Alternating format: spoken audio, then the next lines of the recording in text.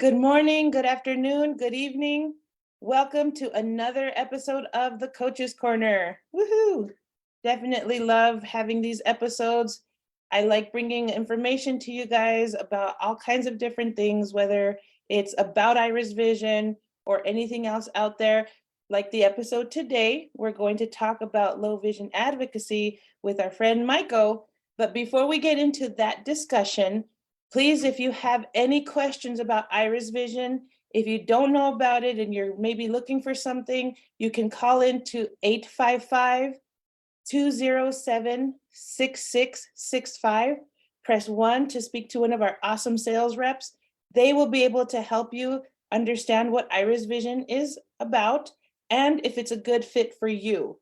If you are already a current IrisVision user, and you have some questions, maybe some technical questions, or you need some coaching, or maybe you need a refresher on your coaching, you can also call in to 855-207-6665 and talk to one of our super awesome support reps. They will be able to help you out with any questions you have and even set you up with a coaching session with myself or one of the other coaches. Okay, so remember that phone number is 855-207-6665, 1 for sales, 2 for customer support. Please like our platforms on social media, our Instagram, our LinkedIn, our Facebook. If you're not subscribed or if you don't like our page, please go ahead and do so. Any questions that you might have throughout this episode, you can put your questions at the bottom in the chat box and someone will always respond. Okay, if you're interested in being on Coach's Corner, also let us know. Okay, you can leave a comment at the bottom as well. So, Maico, thank you for joining me once again on the Coach's Corner. How are you? Oh, thank you for having me. No, I'm doing great. We're very excited today. We're going to the San Diego Zoo. So even though it's a little gloomy out here in San Diego, we're still excited to see the bonobos and the chimpanzees and all the other monkeys. Okay, nice. And are you going to use your IrisVision? Absolutely. I always do. I have it all packed up and charged and ready to go. Yeah. Awesome. Very cool. It's so fun going to events like this, like you're saying, the zoo, or I went to the Arizona Renaissance Festival a couple of weeks ago, and wearing my IrisVision and being able to see the artwork and just see the different things and the way people were dressed and everything was so fun. Because Did you go dressed up? I did. Okay. I got dressed up. I got a question for you now.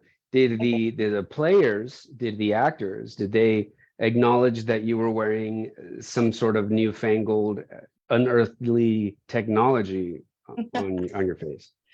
Yes, in fact, they Good. did. Excellent. I had a lot of questions. Actually, people would ask my boyfriend because I would be looking at things, and I heard one gentleman say, excuse me, so is this necessary? And I guess he must have pointed at me, and my boyfriend kind of explained what it was about, and then I was able to kind of dive a little deeper into it with that guy, and I actually let him look through it as well. People always love it when you let them look through the IrisVision because they're like, whoa, they think it's the coolest thing ever, you know. But he broke character. That's what I'm more concerned about. I would expect him to wonder what manner of witchcraft you had, not, hey, what version of VR goggles do you don't break character. For all of those, a public service announcement for anyone that takes part in Renaissance fairs or hosts Renaissance fairs, don't break character. Don't break character. The biggest takeaway. That's my hot take. Yeah. There you go. But you never know, like if it was considered some kind of witchcraft, maybe I would have been burned at the stake. Then, that's what it is. And so be it. It is what it is, I guess. Yeah. As long as I get my final meal. I have a cane that doubles as a pitchfork. So yes, I'm ready. There you go. Like as long as I get my last meal, people were walking around with that turkey leg. I don't really eat meat. So I'd have to walk around with like bread. With a cactus? Yeah. with a cactus leaf or something. Whatever, you know, tasty. Oh, instead of a turkey leg, just like a broccoli, right? Oh, there you go. Yeah, Mhm. a broccoli. Yeah, I'd be happy there with you that. go. Yeah. So, speaking of broccoli, low Yes. vision advocacy. Yes. Nice segue. Yes. Yes. You know, a lot of people out there, when I'm going through these coaching sessions, and you probably remember too, Michael, going through coaching sessions, people always say, why didn't anybody ever tell me this? Whether Mhm. this is like, you can label your microwave, you can label your stove, you can label your washer, your dryer. Mhm.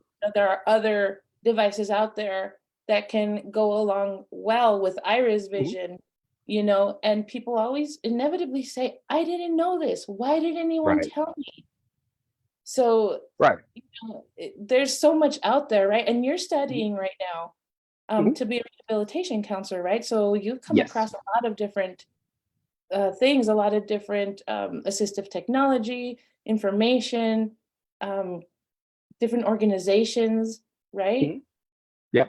So this topic of advocacy is something that's very near and dear to my heart. It's I think before you even get to the the resources, the tools, the all the things that are available out there, in order to unlock those things, you have to number one is work on self-advocacy, right? It is nice to have allies and people advocating for you and other counselors and social workers and family members. That's Right. great, but you don't build independence without you taking care of yourself and making sure that your needs are met. So I think it's very important to speak out, to not be embarrassed or afraid to ask, because a lot of times organizations, establishments, they have accommodations that they have available. But and as you and I have spoken about before in the past, is we have an invisible disability, right? People with low Right. vision, you can't tell that some people have low vision, right? Because they, for the most part, you get around. Maybe some people do use a cane, some people don't, but there's nothing on you that says, hey, I have low vision. So if you don't bring it up, then there's simply, people are just not going to know.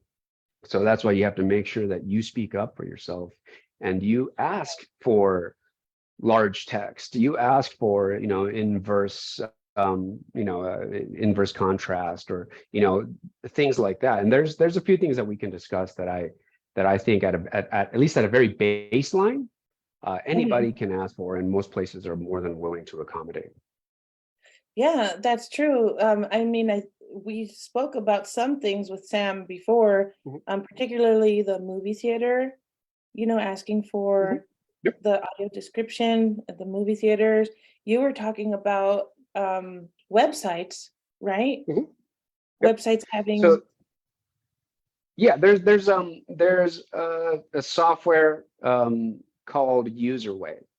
And if you ever see on, and not all websites have this, but most major websites have this built into their website. And well, UserWay is a company that will basically make your web page accessible. So, big companies, Disney, Coca-Cola, these kind of places, these big, large corporations, they have it. If you ever look at the icon, and we're used to seeing the traditional handicap icon, right? The wheelchair kind of at a side angle. There's another one it's like a little person with his arms and legs out, and it's just a round circle. Typically it's blue and white. Sometimes it'll be red and white. You click on that and that opens up options to have the web page be read aloud, be larger text, and you can make changes to websites. So look for that little icon, or if you know someone that has low vision and you're kind of looking over their shoulder and you see that little icon, say, hey, click on that guy.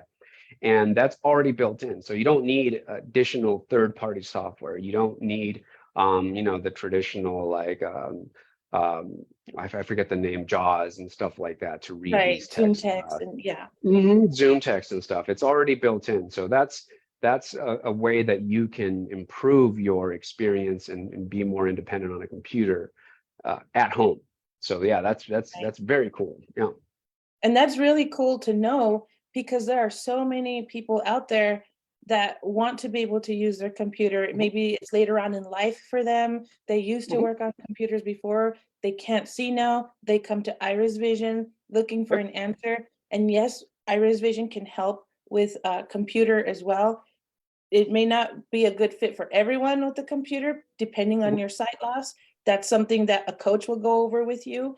But it's really nice to know that there's that additional option to click on that little accessibility guy and have that whole web page even more accessible.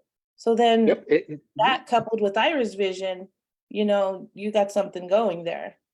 Exactly right. Anybody with low vision or that knows somebody with low vision knows that we have a Batman utility belt of you know, yes, not literally, but we use a lot of different things that we sort of stack on top of each other. So yeah, put your IrisVision in television mode if you don't, you know, get on your computer, and as you're browsing, as you're surfing the internet, keep an eye out for that little icon. And once you see it, once you find it and once you use it once, then you'll start looking for it. You'll just kind of notice that, oh my God, a lot of these pages do have it. I just never really noticed it. I didn't know what it was. And that paired with your IrisVision, it'll even make you that much more efficient and independent on a computer. Absolutely. Right, right. And besides computer, I mean, when you go to visit your low vision specialist, right, when you go to your eye doctor's appointment, you can ask there as well about different options that there might be, maybe locally or even there on site, in regard to assistive technology. So some people may not know much because, you know, low vision is its own field, as they say, right? So, but it doesn't hurt to ask, because at least you can get at least started in the right direction or towards something, right? Yeah, so there's different arenas, right? So definitely the place to start is with either your primary care or your eye specialist, and ask them if there are any low vision options in your area, right? You'll have the Center for the Blind, you'll have the VA, you'll have different organizations, and depending on what you want to do, they'll typically have classes or courses or counselors that'll help you with everything from navigating your kitchen, navigating your home life, how to do laundry, how to set up your environment in a way so that it is friendly to someone with low vision, right? Depending on what, you know, if you have issues with contrast, with color, depending on your eyesight, they can tailor tools and different items and stuff that you could use in order to assist you in your everyday living at home, which is huge. You know, that's a big deal. It's a big help. Absolutely. And there are those organizations can typically help financially if you are in a little bit of a financial bind. A lot of these places will help. Of course, you have to go through the whole qualification process and everything. So again, it's important to ask, but still, if for whatever reason you don't qualify for that type of assistance, or you know, to have that kind of financial assistance, you can still do little things at home yourself, like get little felt stickers, like the kind that go in the corner of your cupboard so that it doesn't slam, and you could put that on your microwave, like on the microwave. Maybe someone who's sighted can help you do that. You can use maybe the little bump dots, right? Bump dots are great. Yeah. If it's really just contrast, if it's just about contrast, maybe you could get really bright stickers to label your oven, your washer, your dryer. You know, there's really easy stuff that you could just do at home yourself too, to make life a little bit easier for those activities of daily living like you're talking about, Michael. Yeah, you know, one thing that I didn't realize that was really bad in my house was lighting. It really took, you know, a number of people to come in and say, you know, you could probably improve your lighting in here and that would help. And having low vision, you know, I kind of just got complacent with the lighting situation in my environment, because it's the house that I've lived in for a long time. And it wasn't until we added more lamps and switched the lights from incandescent to like LED, stuff like that, that I was like, oh my God, that I didn't realize that was a thing. So things like that, that maybe an outside opinion, an outside suggestion might help you.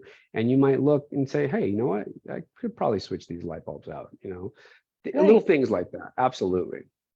Yeah, and I mean, Alexa's very popular these days, right? A lot of people have Mhm. an Alexa device.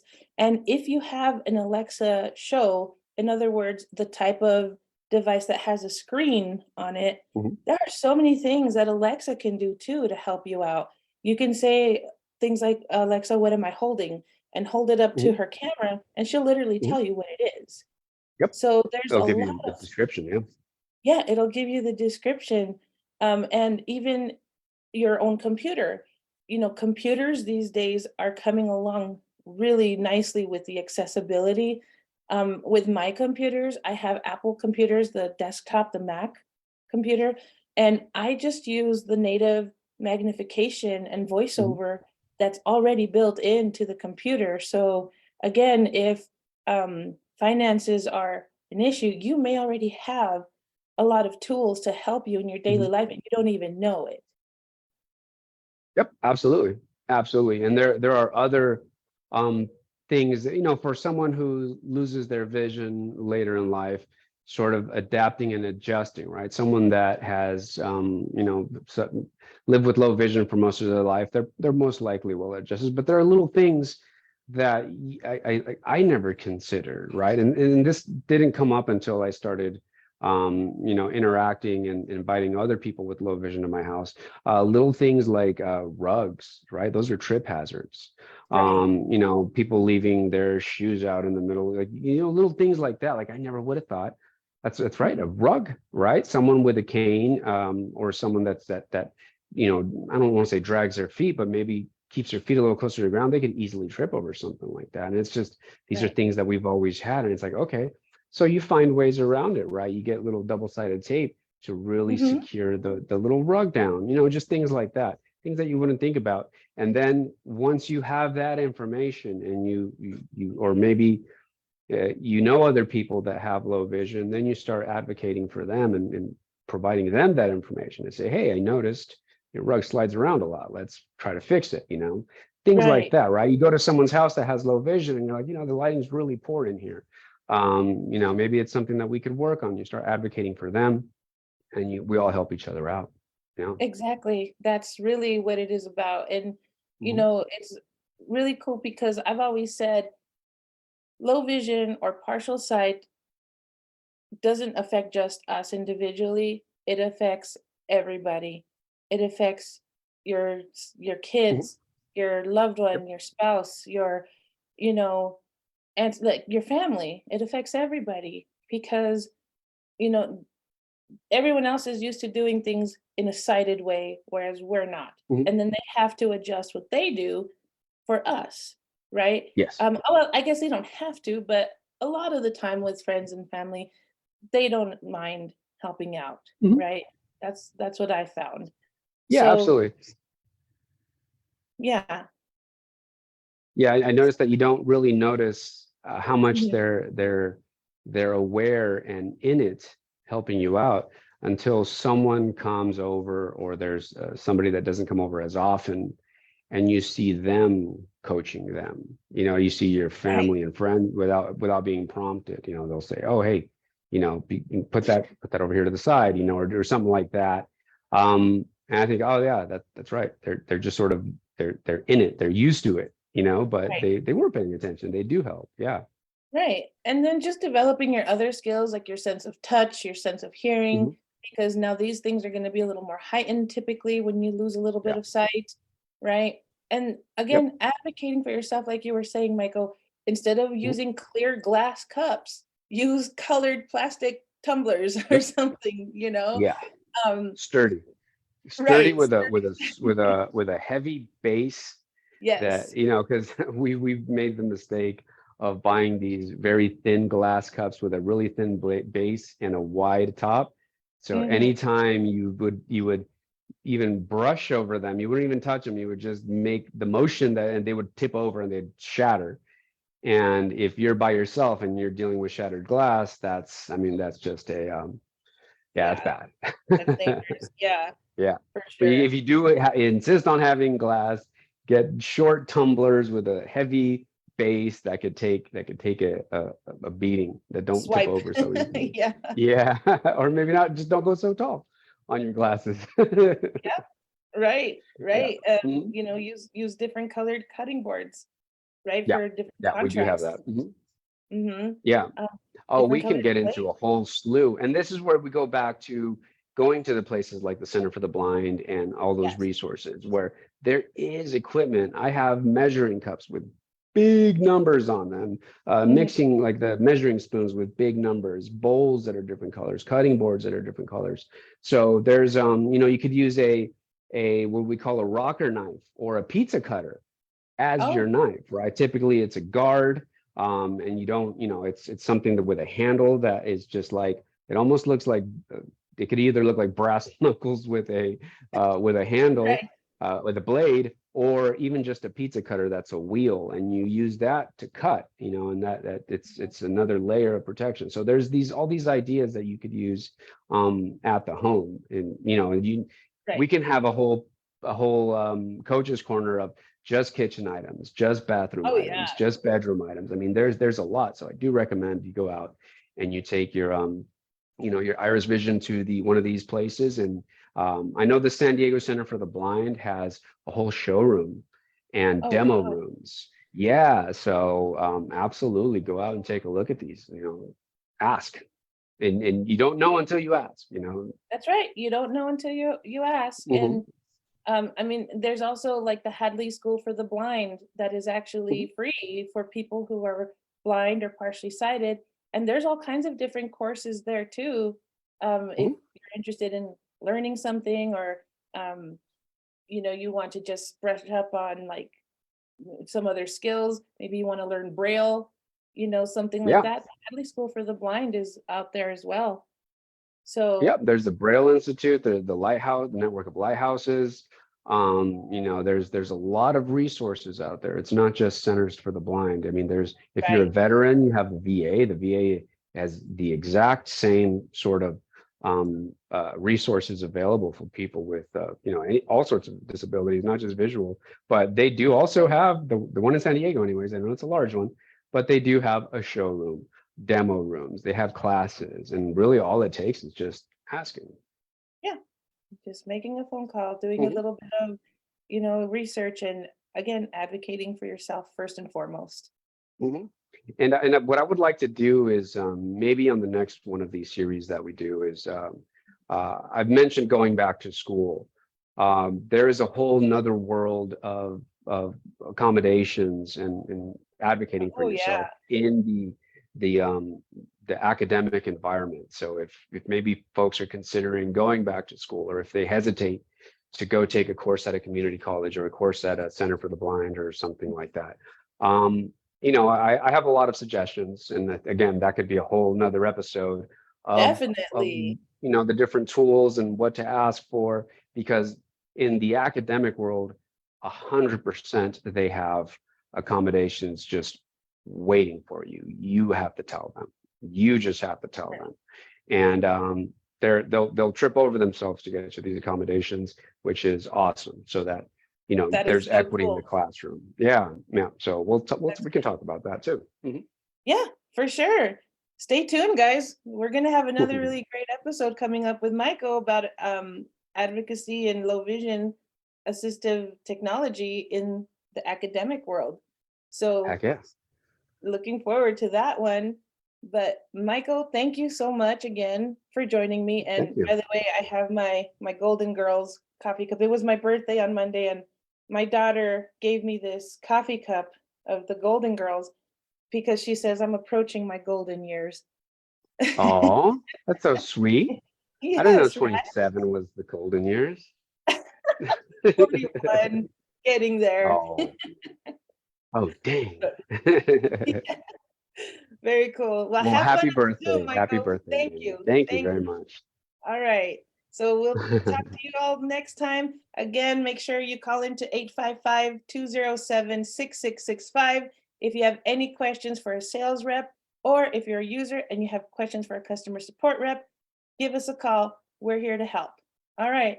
Thanks so much. Michael, thank you so Bye, much. guys. Bye, guys. Thank you. Hit that like button, click the notification bell, and subscribe. Yes. Call IrisVision. Bye. Bye.